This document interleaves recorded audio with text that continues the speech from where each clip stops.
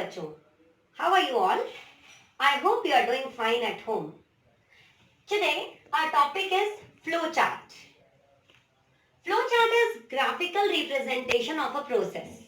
Basically, it shows a step-by-step procedure with the help of some symbols. And it is a very important tool in programming. There are some predefined symbols as you can see on the board. There are some predefined symbols which are used to show any process basically. The first symbol is this oval shape and it is used to start or stop the flowchart. It is very important because every process has a starting point and an ending point. So we will always start a flowchart with this sign and will always end it again with this sign, this symbol. Second symbol is for input and output. The same symbol is used for input as well as for output or printing, you can say. This one is for processing. Processing means calculation or assignment. Say you want to assign the value to any variable, then you will be using this sign. Or for any kind of calculation, say C equals to A plus B, you will use this sign. Then this diamond box is called decision box and it is used for condition. Wherever you want to give a condition in the flow chart, you will use this box. And except these, there are some flow lines. You can see these arrows in all four directions. These are used for showing the flow of the data, flow of the process basically, right? Now just look at an example. So here are some examples of flowcharts.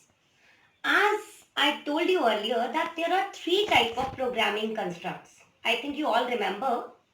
One, sequence. Number two, selection. And number three, iteration or repetition. So here I have taken three examples of flowcharts. One for each programming construct. First example of flowchart is of sequence process. Example is to add two numbers.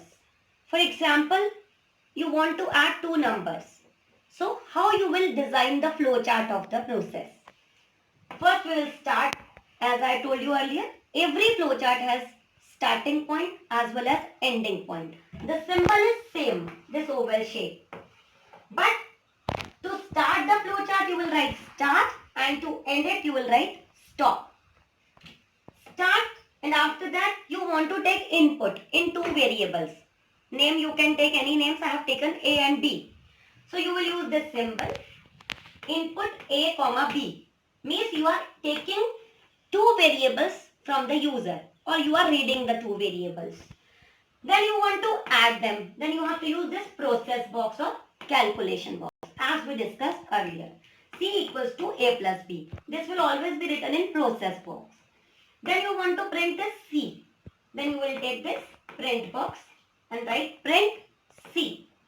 And you will stop the flowchart. And you can see there is no fixed syntax of writing the instruction. You are using Python language, C language, C++, Visual Basic or any other language. You don't need to take care of the syntax. You can write in any way. No small capitals. Input you can write for reading. Read you can write for reading. Same way to print you can write print statement. You can write output. Because this is just a symbolic. This is just a representation of the process. You're not writing the actual program here. Okay? Right? You will draw it in your notebook. Then second example is to find the greater between two numbers. So here it is conditional statement or selection process. You will start the flowchart. Again you need two numbers because you have to find out greater between the two. Input A and B same. Now you want to check A is greater than B or B is greater than A. Then this diamond or decision box will be used. And you will write A greater than B question mark. So there are two answers. Yes or no. Every condition has two answers. On one side you will show yes part and on other side you will show no part. If A greater than B, yes, then what you want to do? You want to print A. So you will use this print box. Print A. If A is not greater than B, it means B is greater than A. You will print B and you will stop the flowchart. If A is greater, then again flowchart needs to be ended. So doesn't matter A is greater or B is greater, to stop the flowchart is must. Right? Now, the third example is of iteration or repetition. This is counting from 1 to 10. You will take start. As I told you earlier, this is must. Say you want to print counting from 1 to 10. So normally what we do? We take any variable, we start it with 1. So for assignment, you will take this process box. I equals to 1. In every loop or in every repetitive task, you have to check the condition. So again, we'll use decision box. I is less than equals to 10. Again, there are two answers. Yes or no. If I is less than equals to 10, it means you want to print this counting, right? So you will print I. And after printing I, you will increment it by giving I equals to I plus 1 in processing box. And for a loop or for repetition, you will use these flow lines. Right? And if I is not less than equals to 10, means it is greater than 10. It means your counting is finished. It is completed and you will stop the flowchart. How it will run? We will discuss. I is 1. Right? It will check. I is less than equals to 10. Yes.